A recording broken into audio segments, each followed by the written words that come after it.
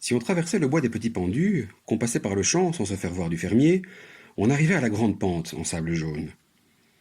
En s'accrochant aux racines, on descendait jusqu'au labyrinthe de voitures cassées. Là non plus, il ne fallait pas se faire voir. C'était un immense cimetière de métal. J'aimais bien cet endroit. Je caressais les carcasses et je voyais des bêtes entassées, immobiles mais sensibles. Parfois, je leur parlais, surtout aux nouvelles. Je me disais qu'elles devaient avoir besoin d'être rassurées. Gilles m'aidait. À deux, on pouvait passer des après-midi entiers à parler aux voitures. Certaines étaient là depuis longtemps, à force on les connaissait bien.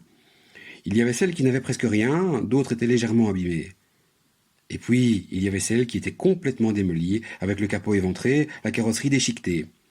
On aurait dit qu'elles avaient été mâchouillées par un énorme chien. Ma préférée, c'était la verte, qui n'avait plus de toit.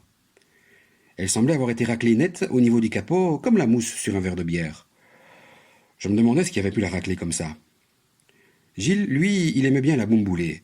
C'est comme ça qu'il disait, la boumboulée. Et c'est vrai qu'elle était drôle. Celle-là, on imaginait qu'on l'avait mise dans une machine à laver géante, mais sans eau. Elle était cabossée partout. Avec Gilles, on se mettait à l'intérieur et on faisait comme si on était dans la machine à laver avec la voiture. Je prenais le volant et je criais boumboulé, boumboulé, boumboulé, en faisant des bonds sur le siège pour faire bouger la voiture.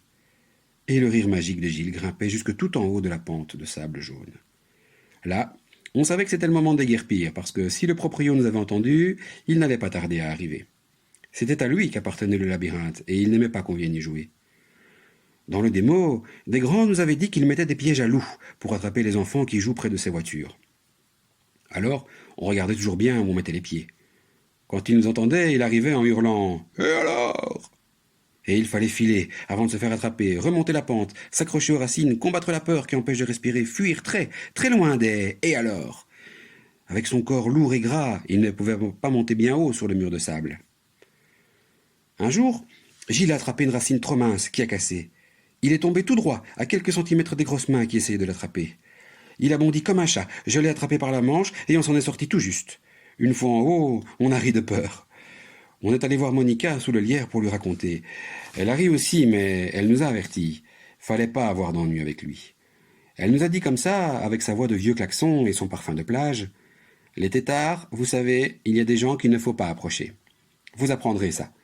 Il y a des gens qui vont vous assombrir le ciel, qui vont vous voler la joie, qui vont s'asseoir sur vos épaules pour vous empêcher de voler. Ceux-là, vous les laissez loin de vous. Et lui, il fait partie de ceux-là. J'ai rigolé parce que j'ai imaginé le proprio de la casse s'asseoir sur les épaules de Gilles. Puis on est reparti vers le démo parce qu'on a entendu la musique. La valse des fleurs de Tchaïkovski. La camionnette du marchand de glace, fidèle au rendez-vous, comme tous les soirs. On est allé demander de l'argent à notre père. Gilles, il prenait toujours 2 boules, vanille-fraise. Moi, c'était chocolat stracciatella, avec de la chantilly. Mais le chantilly, c'était interdit. Je ne sais pas pourquoi, mon père n'était pas d'accord. Alors je la gobais vite avant de rentrer à la maison. C'était un secret entre moi, mon petit frère et le gentil monsieur dans la camionnette. Un très vieil homme chauve, long et mince, dans son costume en velours marron.